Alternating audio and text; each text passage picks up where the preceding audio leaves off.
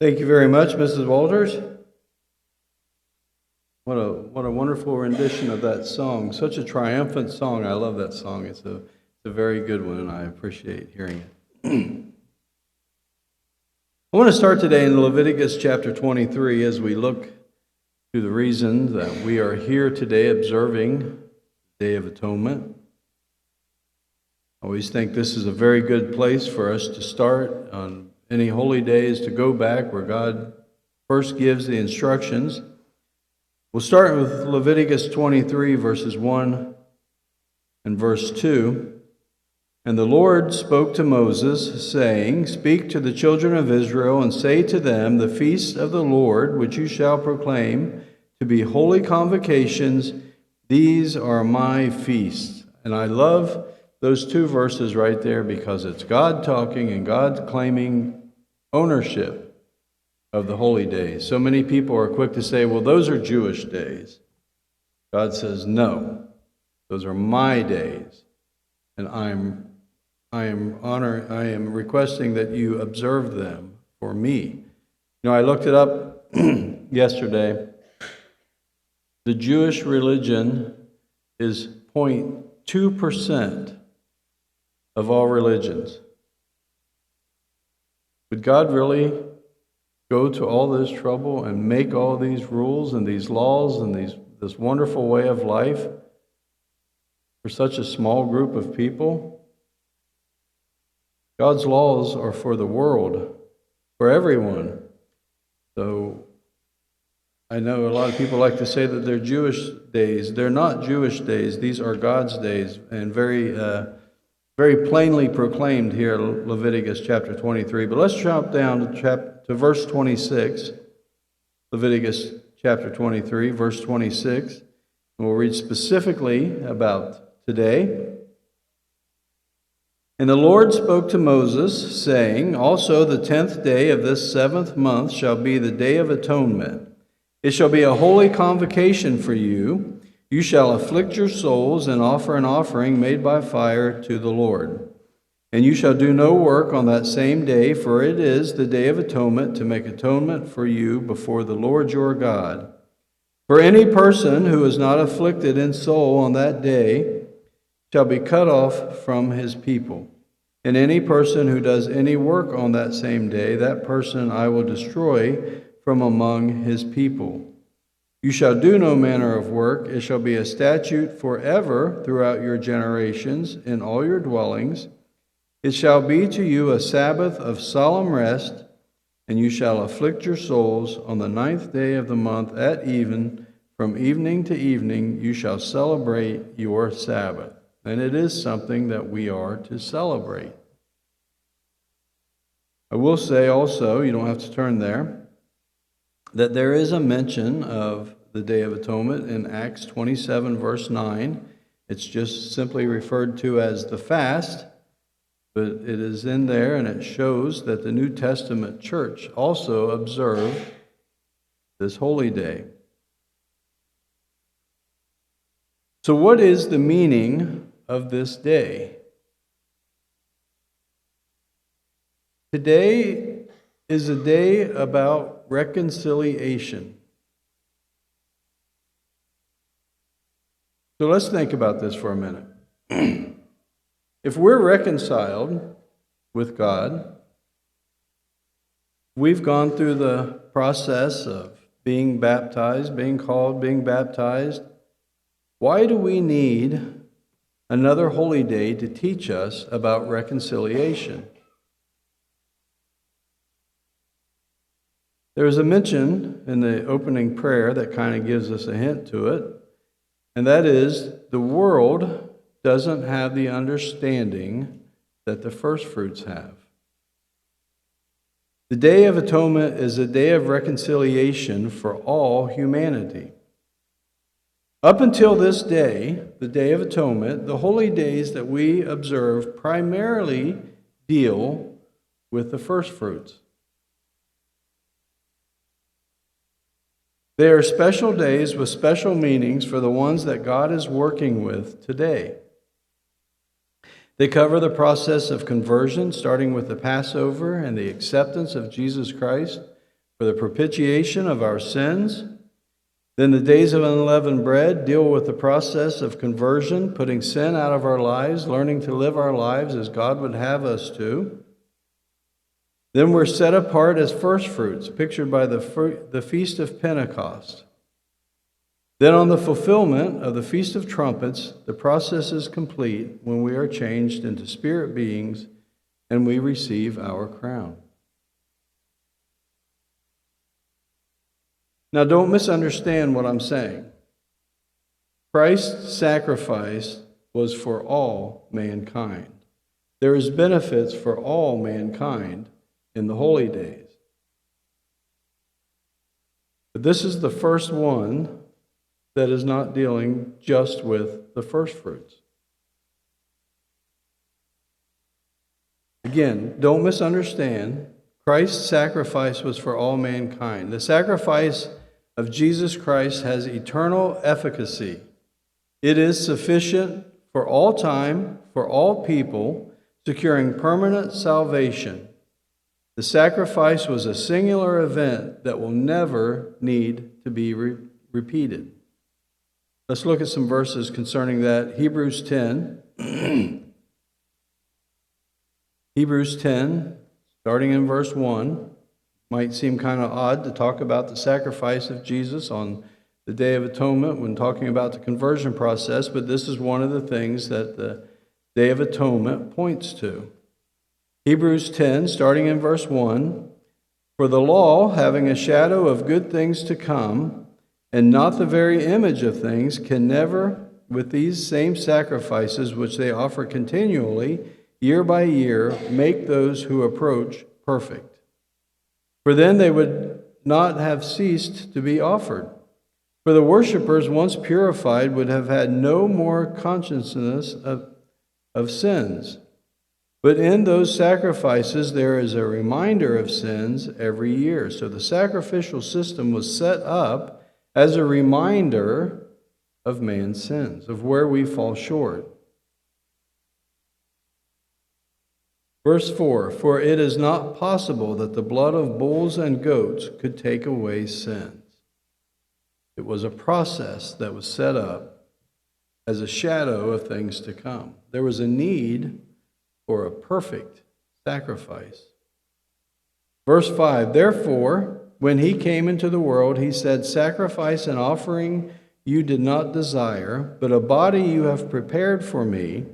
In burnt offerings and sacrifices for sin you had no pleasure.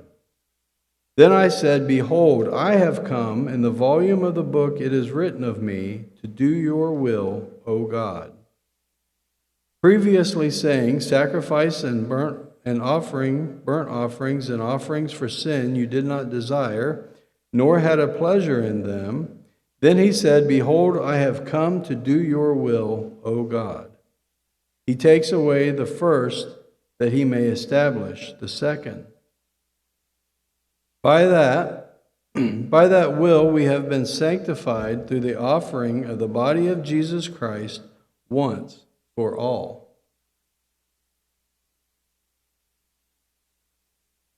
And every priest stands ministering daily and offering repeatedly the same sacrifices which can never take away sins. But this man, after he had offered one sacrifice for sins forever, sat down at the right hand of God. So we understand the sacrifice of Jesus Christ was enough for everyone. There is no one who can commit any sin that can't be covered by the sacrifice of Jesus Christ. There is no second sacrifice. So why does the Day of Atonement have an element that points back to the sacrifice of Jesus Christ? The answer lies in the events that take place on the Day of Atonement,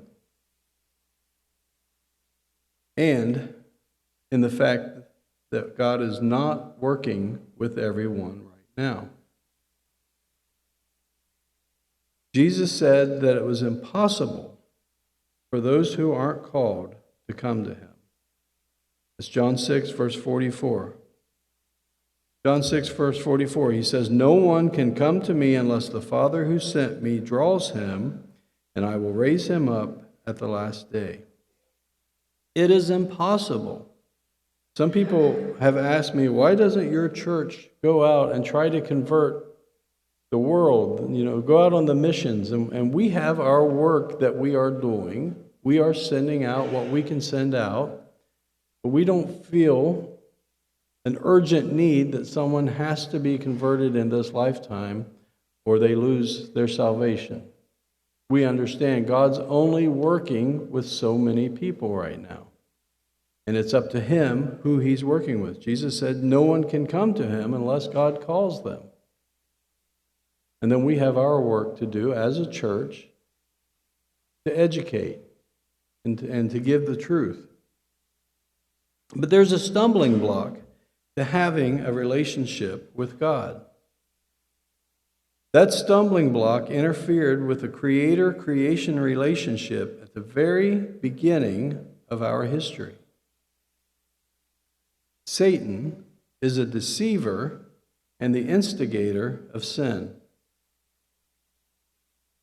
Revelation 12 and verse 9. Revelation 12 and verse 9, we read, "So that great dragon was cast out, that serpent of old called the devil and Satan, who deceives the whole world. He was cast to the earth, and his angels were cast out with him." The deception is an ongoing process. Satan has never stopped deceiving man. He didn't get Adam and Eve and then think, well, job's done. He continues to this day to deceive the world. He created counterfeit religions. He made religions that feed on the diversity of God's creation, so that throughout history, many people have been killed and wars have been fought over different ideological ideas. The religious wars, they're called. I don't know how you put those two terms together. Satan doesn't care what man believes or what man practices, what they use in their religion, so long as it's not what is true, good, and pure. So he's created these false religions, these false holidays, these false things that people will go through and incorporate into their worshiping that has absolutely nothing to do with God. In fact, most of them have their roots in things that are very anti-God. Satan has put blinders on the eyes of man so that the truth is hidden from them. 2 Corinthians 4, starting in verse 1.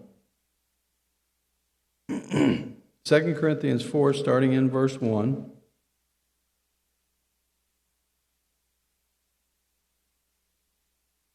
"Therefore, since we have this ministry, as we have received mercy, we do not lose heart. But we have renounced the hidden things of shame, not walking in craftiness, not handling the word of God deceitfully, but by manifestation of the truth, commending ourselves to everyone's conscience in the sight of God. But even if our gospel is veiled, it is veiled to those who are perishing, whose minds the God of this age has blinded, who do not believe, lest the light of the gospel of the glory of Christ, who is in the image of God, should shine on them." Satan doesn't want mankind to have a relationship with God. He doesn't want mankind to understand God's plan. He doesn't want mankind to understand who God is and what he's working out. So he has created all these false, fake things to distract man, to lead him away. Ephesians 2 and verse 2 tells us that Satan is the prince of the power of the air. He has the ability to broadcast thoughts and ideas to man. And we know he does that to us as well. Sometimes you'll get a thought and it'll just blow your mind. Where did that come from? How could I ever think something like that? That is Satan working on us. What makes us different is we put those thoughts out of our mind. We don't allow them to stay there and build and grow until they lead to an action that causes us to sin. Satan is broadcasting his ideas, his thoughts to mankind constantly. Constantly.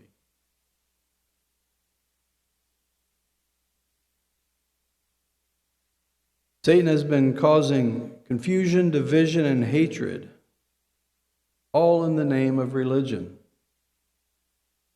Now, of course, it doesn't have to be religion. Satan doesn't care. Do you want to be an atheist? More power to you. Satan's fine with that. You want to worship the creation instead of the Creator? I can guarantee you Satan's fine with that, because Satan is a part of the creation. Satan is a created being. He would love for you to worship the creation over the Creator. Romans 1, verse 18, we see that this is exactly what happens.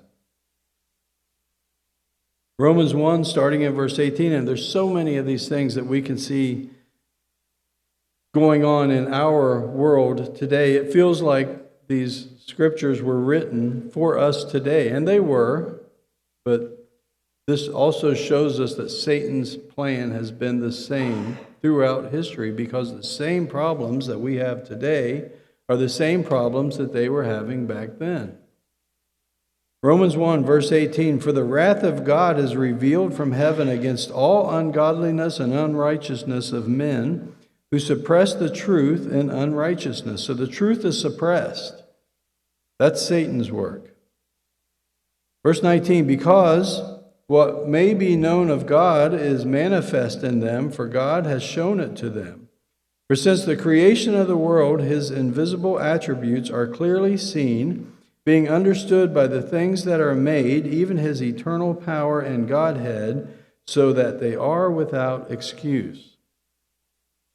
Well, we know mankind rejects creationism. At least the scientific world does. There can't be a great being that just made this stuff, just happened. God says they're without excuse for knowing that he exists. You should be able to tell just by looking at creation that God exists. Just by knowing how some things work in creation, you should know that God exists. Just how the human body works should let you know that there is a Creator who planned all this out. None of this just happened.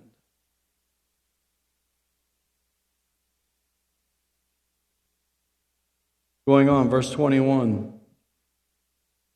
Because although they knew God, they did not glorify him as God, nor were thankful, but became futile in their thoughts, and their foolish hearts were darkened.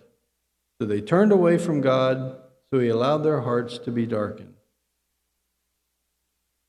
Professing to be wise, they became fools. Sometimes the most educated people are the ones with the least amount of common sense. Verse 23, and changed the glory of the incorruptible God into an image made like corruptible man and birds and four-footed animals and creeping things. Therefore God gave them up to uncleanness in the lust of their hearts, to dishonor their bodies among themselves, who exchanged the truth of God for the lie, and worshipped and served the creature rather than the Creator, who is blessed forever. Amen. Satan replaced the truth of God with the lie. And mankind has chosen the lie rather than the truth of God ever since that offer was made to him. Satan has separated mankind from God so that something that has to happen before mankind is ready to have their part in the plan of God, something must take place. A chasm that was created with Adam and Eve must be removed. There is a separation between the Creator and his creation that exists to this day.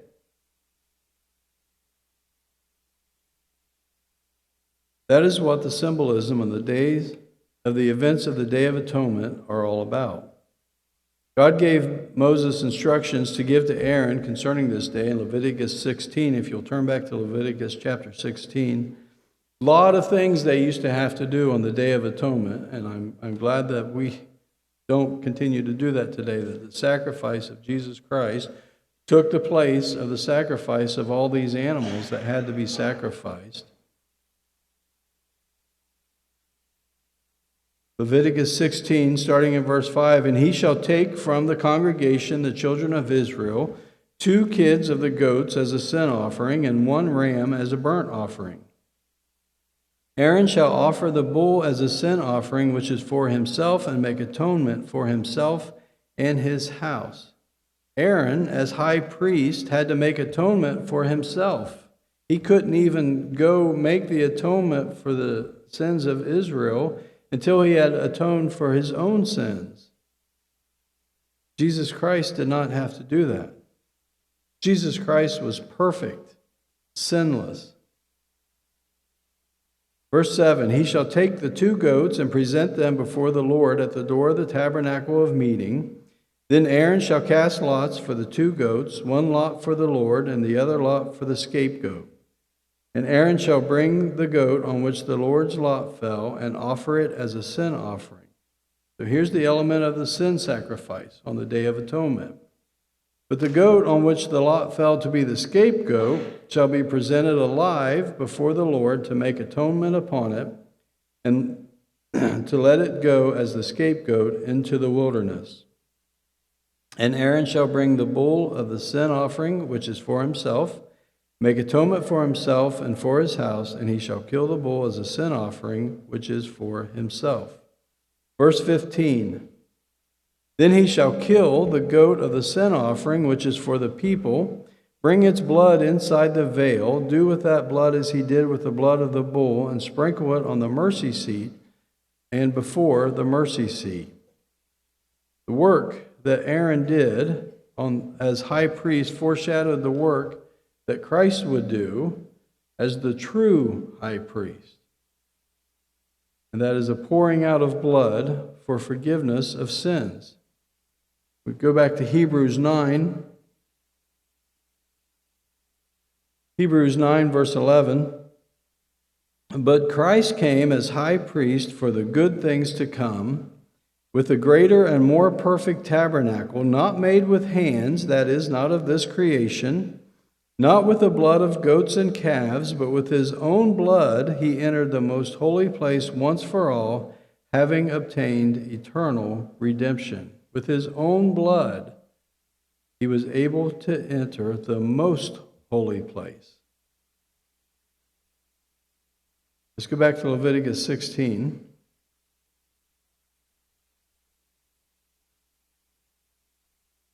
See, all these things that were done are a foreshadowing of things that were going to take place in the future. Leviticus 16, verses 20 through 22, "And when he has made an end of the atoning for the holy place, the tabernacle of meeting, and the altar, he shall bring the live goat.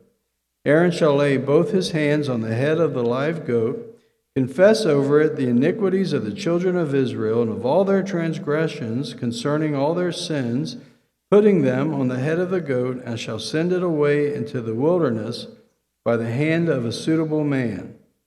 The goat shall bear on itself all their iniquities to an uninhabited land, and he shall release the goat in the wilderness." The goat was not killed. That goat's blood was not an atoning blood. That goat had the sins placed on it, and then it was banished. It was sent out away from the people. The symbolism of this day will be carried out in full when the Day of Atonement is completed. So what is the symbolism of this day? What does it point to? Goat 1, slain for an offering, for a sin offering, points to Christ's sacrifice. It returns the focus back to Christ's sacrifice. Goat 2, the Azazel, or scapegoat, was not killed but banished. This points to Satan's removal. Now, as I said earlier, this day is the first day that really starts working with those that are not the first fruits. We're already going to be spirit beings. When this day is fulfilled, Christ will have already have returned. We will have been made spirit beings. We will have received our crown, our reward. Satan will no longer have any control over us.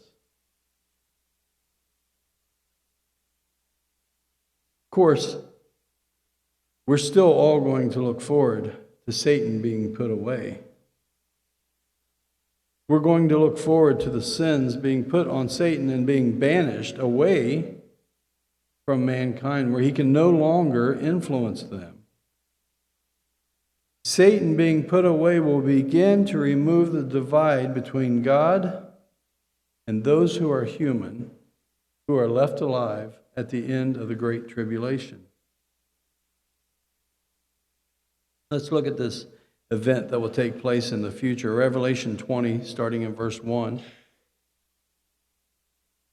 Revelation 20, starting in verse 1.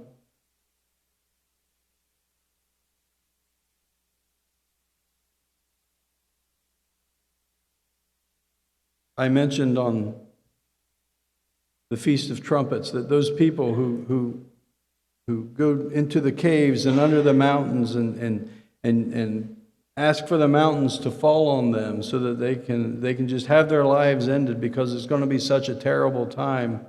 How happy they will be the next day if that didn't happen, if they're still alive. This is an event that will be unbelievable to mankind at that time. Revelation 20 and verse 1. Then I saw an angel coming down from heaven, having the key to the bottomless pit and a great chain in his hand. Now, I always like to point this out because we have this view of Satan as this extremely powerful being, and he is in the human realm. He is nothing to play with. We should not be messing with anything satanic, anything that involves him or his demons in any way. But when his time is up, God sends one angel. It doesn't take an army. They don't come and fight him. It takes one angel to put Satan away. Satan may be very powerful in the human realm, but he is nothing in the God realm. So once we are spirit beings, once we've been made to be like God in form of body and substance, we have no fear of Satan. So this day, as I said, we'll be thrilled to see this, but it won't necessarily have the same impact on us as it will those who are human. Back to Revelation 20, verse 2. He laid hold of the dragon, this one angel. He laid hold of the dragon, that serpent of old, who is the devil and Satan, and bound him for 1,000 years, and cast him into the bottomless pit, and shut him up, and set a seal on him, that he should deceive the nations no more, till the 1,000 years were finished. But after these things he must be released for a little while. Once Satan is bound, his deceptive powers go away. He will no longer be able to deceive nations. Then the rest of humanity can begin to see and understand the plan of God. Right now, they're blinded to it. Satan hides it from them. It's not available to them. The majority of the world will go about their business today as if it's just another day. They don't understand what today means. But this is not just another day. It is the shadow of something amazing that will take place in the future. Satan will be bound, and the blinders he has placed on mankind will fall away. Finally, everyone will have an understanding of God's plan as explained through his holy days. They will come to see the sacrifice of Jesus Christ as a personal redemptive act that allows for the forgiveness of sin. Most of the world does not know about the sacrifice of Jesus Christ. And the ones who do know about the sacrifice of Jesus Christ misunderstand what that sacrifice was for. Most think Christ's sacrifice was to do away with the law. That God gave these awful laws to these Jews because they were such bad people, and Jesus came to do away with all those laws. Jesus did not come to do away with the law. He came to do away with the punishment of breaking God's laws.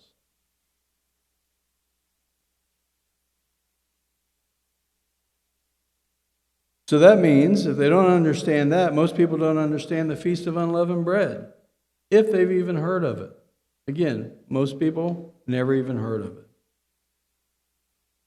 But for most people, there's very little emphasis on removing sin from their lives. First of all, if Jesus did away with the law, what sin do they have to put out of their lives? And they also have this misunderstanding of once saved, always saved. So they may have been baptized as a baby in their church, and they think they're good. It doesn't matter what they do. There's no trying to put sin out of their lives. There's no redemptive time in their life where they're trying to become a different, better person.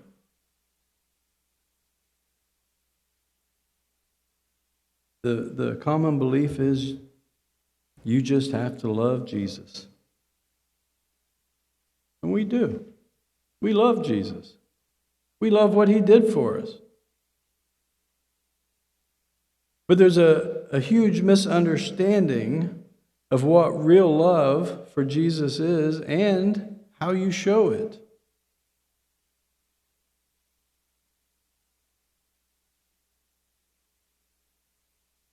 When the world is no longer blinded by Satan, they will see and understand that sin actually is harmful, destructive, and totally against God's way of life. And that sin does exist. Because contrary to a lot of belief, Satan does exist. Then the world will come to understand the Feast of Pentecost.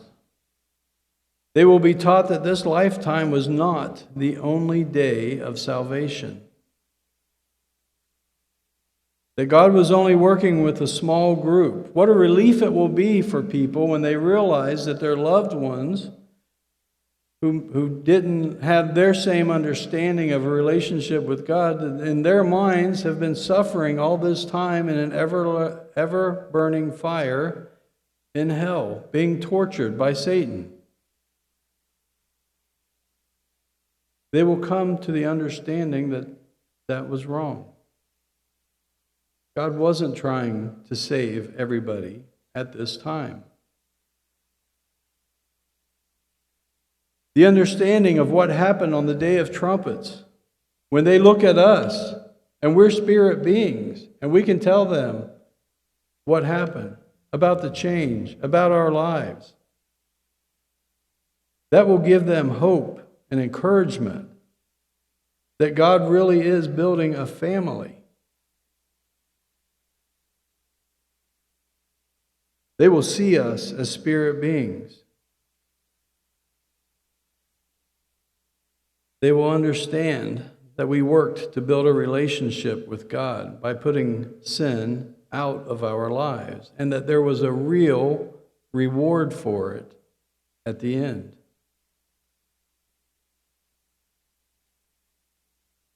When the blinders are gone, they will come to the full understanding of what God's plan has been all along, and that He wants to make them a part of His family also.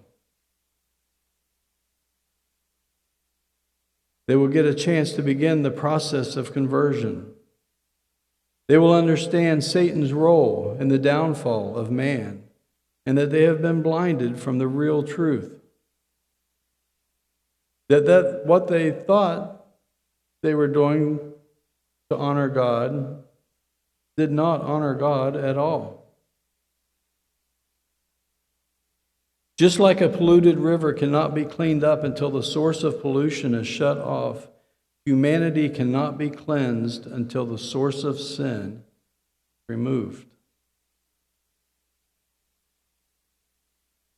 The symbolism of the two goats lead us to the sacrifice of Jesus and the banishment of Satan.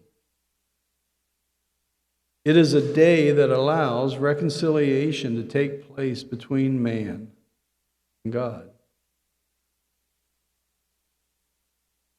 When Satan is gone, eyes will be open and mankind will understand that they are nothing without God.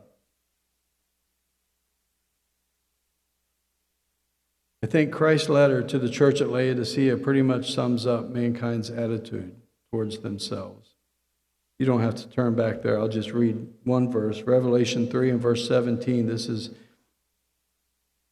Christ's letter to the church at Laodicea. He says, "Because you say, 'I am rich, have become wealthy, and have need of nothing, and do not know that you are wretched, miserable, poor, blind, and naked.'" Mankind does not view themselves that way.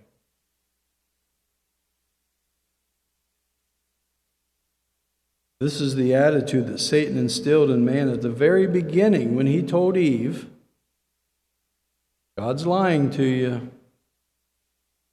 If you just take control and do what God's telling you not to do, make your own decisions, you will be just like God." And I believe that is a lie that mankind has believed from that day forward. Mankind has placed themselves in the role of God, creating God to fit whatever it is they want God to fit.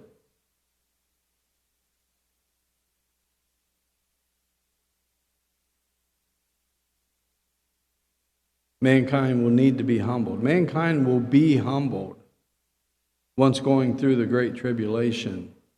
The people that we will have to work with, I believe, will have very humble hearts.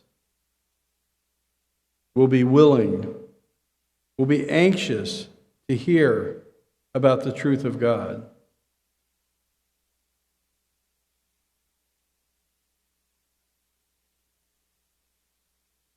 And that is why we fast on the Day of Atonement, to make sure we understand that we need to be humbled, that we need to understand we are nothing apart from God. Leviticus 23, verse 27 tells us that we must afflict our souls. And I know some of you are feeling it right now. You know You couldn't go very long like this. That is why I think it's important to thank God before every meal that we have, that He provides us, that He gives us what we need. Fasting is a humbling acknowledgement of dependence on God. Fasting helps us remember how temporary our physical existence is. We're nothing. Without food and water, we would perish very soon. Fasting helps us to realize just how much we need God as the giver and sustainer of life. Fasting reminds us of weakness. It keeps us humble and draws us near to God. Fasting is not bargaining with God. Fasting is a surrender. You know, I think sometimes about the little kids. Maybe they don't do it anymore. Maybe this was a my day thing. Kids would hold their breath if they didn't get their way. And that was to force their parents to give them what they wanted. We don't force God to do anything. We fast to show God that we know He's the all-powerful. To show our humbleness and our weakness. Fasting is not a bargaining tool. Fasting will help us draw closer to God, but it's not something that we're to use to try to get our way. Again, fasting is a surrender. It acknowledges our weakness and His strength. Fasting is submission.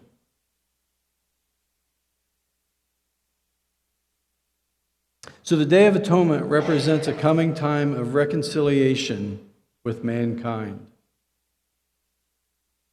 Satan's going to be banished, and the world, having been devastated by the horrific events leading up to this time, will be humbled and repentant.